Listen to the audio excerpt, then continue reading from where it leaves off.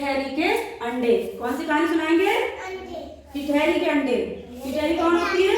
एक बड़ी सी चिड़िया होती है जिसकी बड़ी बड़ी टांगें होती हैं, ठीक है। तो उसी की कहानी सुनाएंगे और तुम लोगों से बाद में क्वेश्चन पूछूंगी मैं, ध्यान से सुनना, ठीक है। एक समय की बात थी, एक टिटहरी थी। क्या थी? एक टिटहरी। और उसने कितने अंडे दिए? 3 अंडे। कितने अंडे दिए? 3। देखो 1 2 और 3। 1 2 3। कितने अंडे दिए?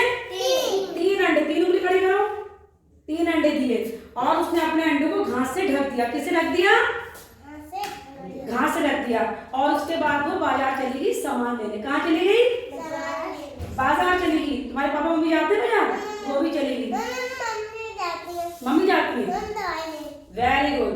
अब जब वो बाजार चली गई, पीछे से एक काले रंग का कुत्ता आया। क्या आया? काले रंग का कुत्ता।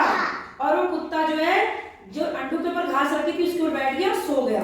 और सोता रहा सुबह से शाम तक सोता रहा। फिर रात को सोता रहा।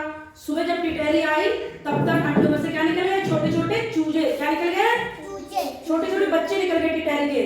और जैसे उसने देखा, कुत्ते ने, बच्चे क्या कर रहे थे? की की की की की की की की की की।